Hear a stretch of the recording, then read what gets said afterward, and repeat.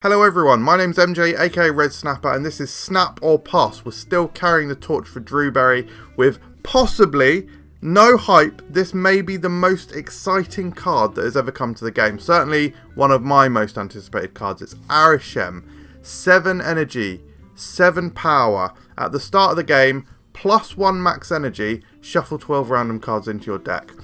Oh my gosh, in this video we're going to be talking about the mechanics, all of the awesome stuff that you can do with the card. We're going to give you several deck ideas and ultimately I'm going to give my opinion on whether this is a snap or pass. Even though I've just said it's one of the most exciting cards that has ever come to the game. Spoilers, I guess, but let's talk about it anyway, guys. So, first of all, let's talk about the Spotlight, brilliant, I've said that word incorrectly. The Spotlight week that Arishem is in. He's alongside Hercules and Black Swan. Hercules is a Series 4 card. Black Swan is a Series 5. So value-wise, not too bad. Not crazily bad. However, Hercules is not the strongest card. He's kind of fun. And you sort of forget he's there. So he can screw you over. He can screw your opponent over. But he's ultimately not a massively useful card and not a very good one, to be honest. And unfortunately, Black Swan kind of in the same boat. She just doesn't quite work out. Like, everything on paper about Black Swan sounds like it should be great. She's a 3/5, so she's efficient. Cost reduction, one of the most broken things in the game. So broken that they've had to nerf cards before, like Quinjet and Serra, so they don't drop below 0. Black Swan makes cards cost 0. But unfortunately, because in like a zoo style deck, you're like playing out your cards early, Black Swan doesn't really work out. That being said, I have seen more Black Swan recently, and I have been playing her myself more recently, and she is kind of good in like bouncy style stuff. With like the new, not new prevalence of zoo, but the renewed prevalence of zoo. She's better than ever, to be honest. So, and along with Arishem, it's not a bad week. It's all right. So that's the Spotlight week itself. Now, before we talk about the actual mechanics, I just want to give a shout out to someone called F300XEN. This is a Reddit user who posted a primer document for Arishem. So I made most of these slides before I read this primer document. But this primer document is amazing. It's got loads of interesting math stuff in there, like probabilities and likelihoods and stuff. And also just loads of inflections from the guy who created it. So yeah, massive shout out to them. I'll leave the link to this primer document in the description. And I would encourage you to give it a read. Anyway, my own thoughts. I've just had to cut out a load of footage because I started talking about this Lipton iced tea, watermelon and mint for way too long. Not a UK flavour, by the way. I got it from Belgium. But I'm doing it again. I just had to cut out a massive section because I was talking about the iced tea. Right, mechanics. There's a really, really crucial and interesting thing regarding Arishem, and that is that there's a 37.5% chance that you will draw any specific card from your deck. So when you're making your deck, your 12 card deck, which includes Arishem, you're only going to draw any specific one of those cards. So for example, Arishem, you're only going to draw him once every 3 games. It's a little bit more common than that. I guess maybe you could say 37 times out of 100, because that's percentages, isn't it? But this means that it creates this flipped version of Snap in the game, in our heads and in the game. Should I start again? Basically, guys, you have this unique opportunity where more often than not, you're not going to draw any specific card. That means that you technically want to put cards in your deck that you don't want to draw. So that means cards that you gain the benefit if you don't draw them. Now, there's not many of those in the game. There's really only a couple. First and foremost is M'Baku. Yes, M'Baku jumps out of your deck at the end of the game and jumps to your lowest scoring location. Absolute meme card, because in a normal game of Marvel Snap, you're basically, I think you're 80% roughly, or 75% chance. I think it's 75 actually, 75% chance to draw any specific card in your deck. So you're drawing them most of the time. most of the time you draw most of the cards in your deck, which meant that M'Baku was an absolute wasted card slot. But in Arishem decks, you're only going to draw him like 1 in 3 games-ish, which, yeah, is absolutely going to suck. But in those 2 out of 3 games, he's going to jump out at the end of the game. I am so freaking happy that M'Baku finally has a spot in the game, a spot in a deck. However, I do know that there's naysayers out there who are not on the M'Baku cause. Another example, by the way, is Uatu. I think Uatu is a harder case to argue for than M'Baku. It means you'll get to see the locations. I think there's a really limited benefit to that. And the downside of drawing him every 3 games is probably going to feel worse than the upside of knowing the locations. Whereas I personally think, especially from a fun perspective, the downside of drawing M'Baku is not as bad as those 2 other games where he jumps out and it's super fun. And you're going to forget as well. You're going to forget he's in there. I've just spent a lot of time talking about M'Baku. I kind of hope I've persuaded you, to be honest. Anyway, statistically, you'll draw 4 or 5 of your cards and 4 or 5 of Arishem's cards. So on a general game of Marvel Snap, you draw 9 cards because there is 6 turns plus the 3 that you draw in your opening hand. So you're going to see 9 cards, and it'll be a mixture, you know, and this is statistically, you know, you'll have games where you'll draw almost all of your cards, and you'll have games where you draw almost all of Arishem's cards. But generally speaking, it's going to be a mix, and it's going to be about 50-50. And this is a really interesting statistic here. With 280 cards in the game, approximately, there is a 4.25%, approximately, chance of having any specific card be one of the 12 cards that Arishem shuffles into your deck. 1 in 20 games. So let me just explain that. Let's just imagine Ghost Spider, just as a card that I've picked out of thin air. She is going to be one of the Arishem cards in 1 in 20 games. It doesn't mean that you're going to draw her, it just means that she'll be one of the 12 cards that was shuffled in. So because you're drawing less than 50%, you're probably going to see each card 1 in 40 games, basically. Which is really interesting. There's not too much you can do, well, there's not anything you can do from a strategic point of view with that information, but it is interesting. Specifically, actually, it does mean that 1 in 20, if you're an M'Baku believer, hashtag M'Baku believer, if you're an M'Baku believer, 1 in 20 games, actually, you'll draw, I can't do the maths because you'll draw, let's say approximately 1 in 30 games, you'll have 2 M'Bakus jump out of your deck. I am freaking here for that. Like, honestly, that's going to be so much bloody fun. Right, the pros. Having +1 max energy from turn 1 is an extremely powerful effect. You have got this massive downside with Arishem of getting 12 random cards shuffled into your deck. You don't want 12 random cards, obviously. Now, of course, random cards can always sometimes be good, especially if you're playing them a turn earlier. But generally speaking, they're not good, and you actually do want to be playing the cards that you put into your deck. So we'll talk about those specific cards that you want to have in your deck in the decks coming up very shortly. But even with that big downside, the upside of having +1 max energy is just insane. Like, the start of the game, you're going to have 4 cards, 3 from your opening hand and then the one that you draw. You bloody well might have a 2 cost in there. You can start getting the ball rolling straight away. So yeah, it's a super powerful effect. The next pro was basically just about how this is a unique opportunity to build decks for cards that you don't necessarily want to draw, and I've spoken about M'Baku endlessly, so I'm not going to mention that again.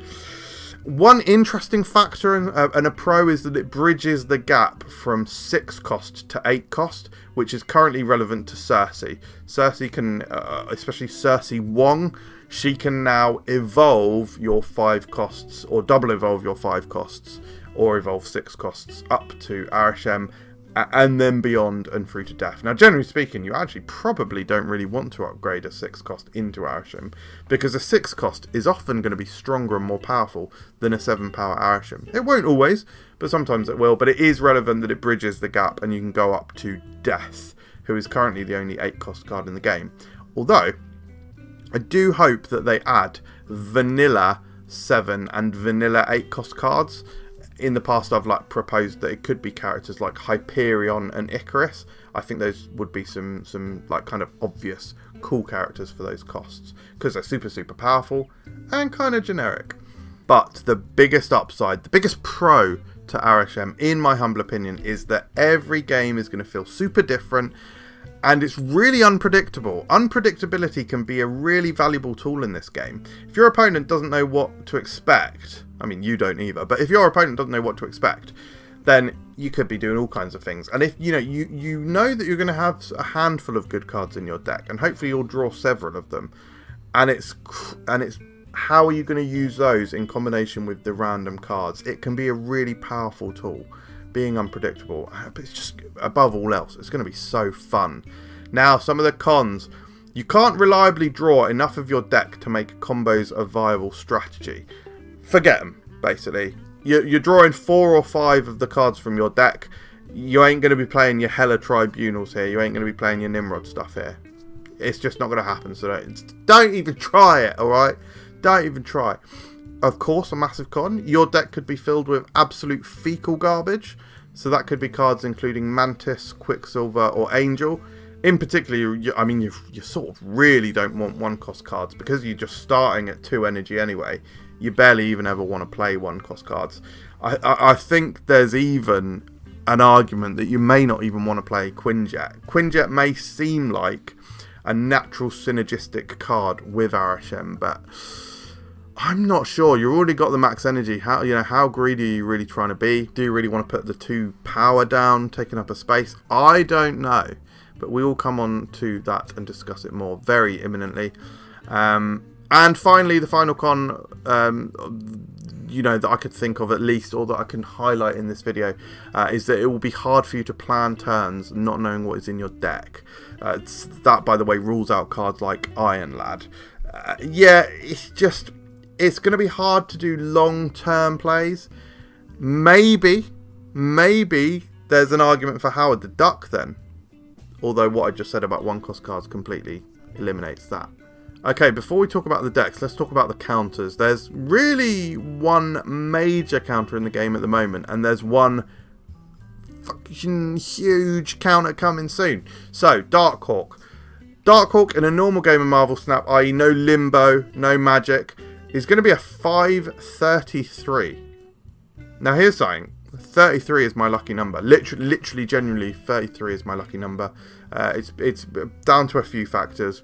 Partly roulette, primarily the fact that Ultimate Spider-Man issue 33 is one of my favourite comic book covers of all time, and it came out at an important part of my life, in my formative years.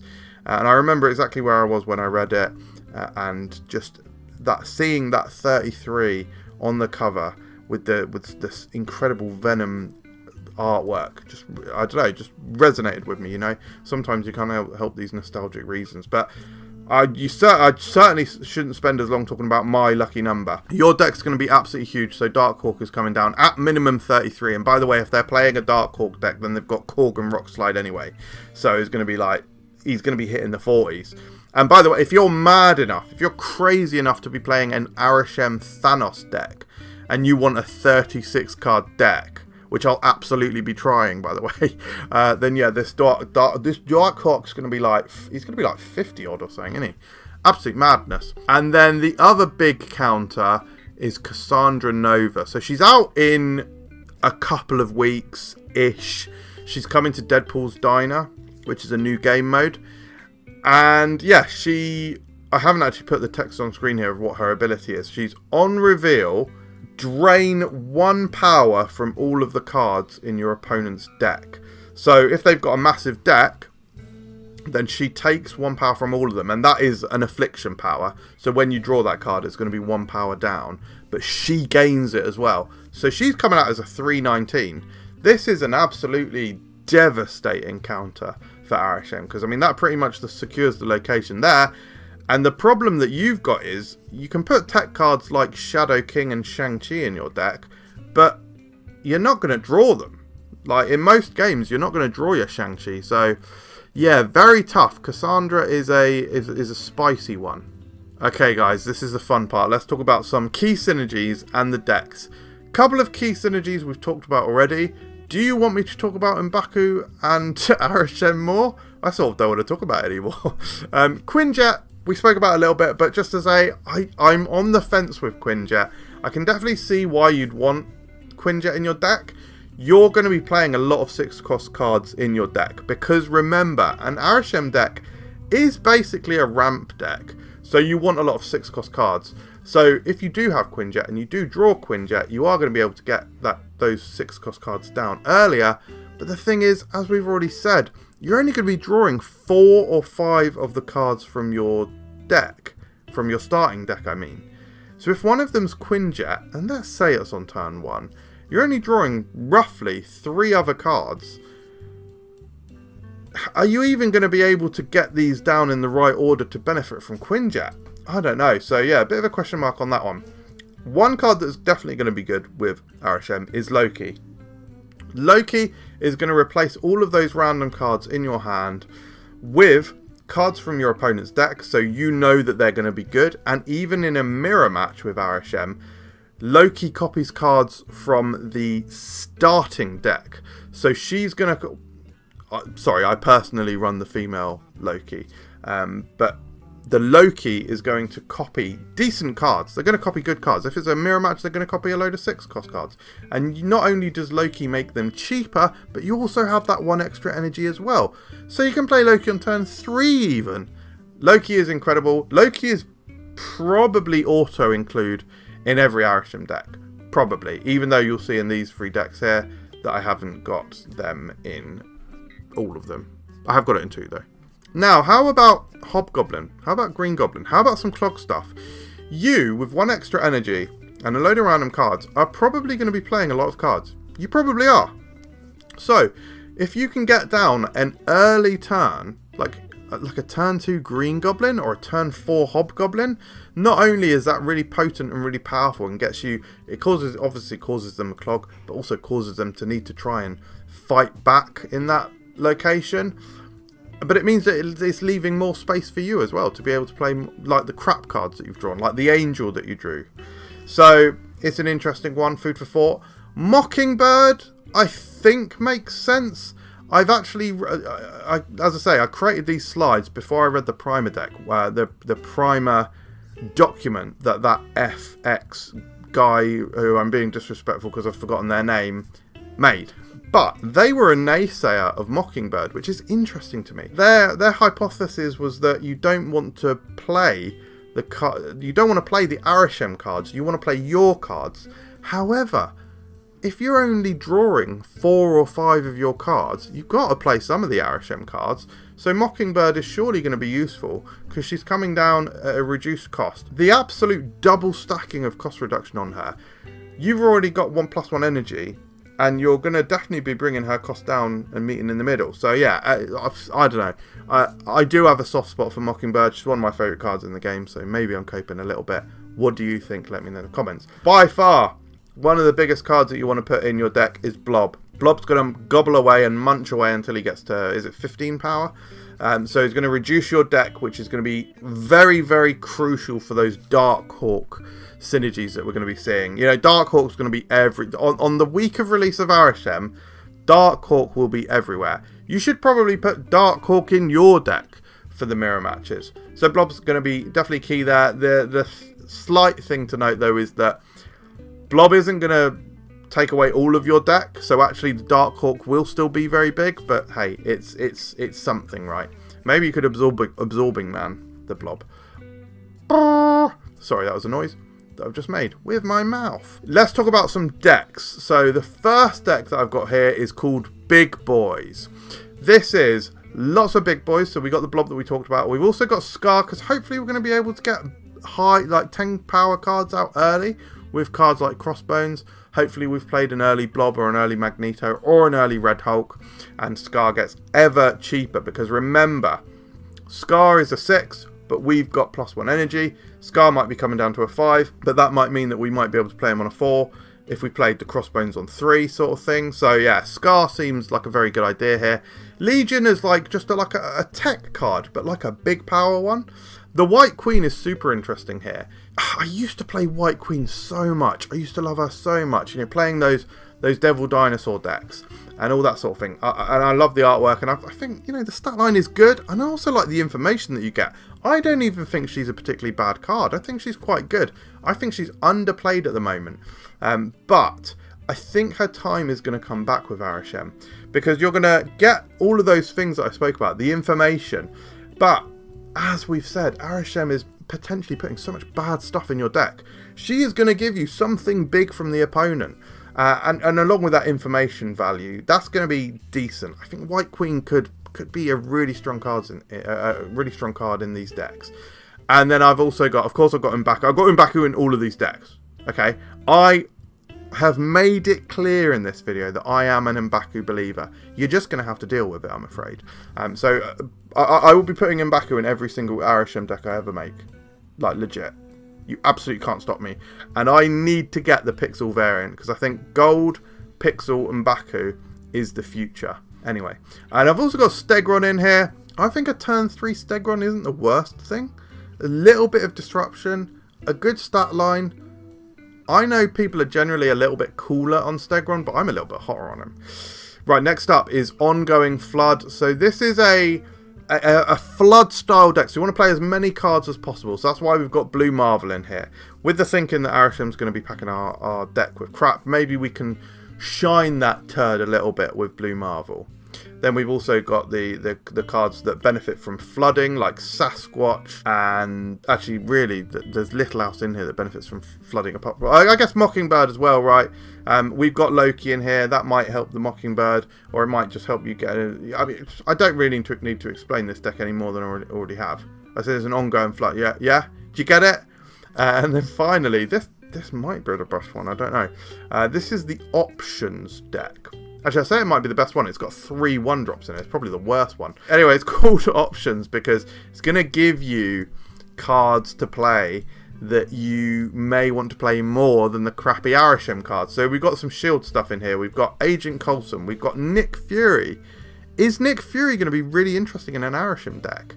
Playing it on turn 3, getting those 6-cost cards, working that into our strategy, being able to play that extra one on turn 5.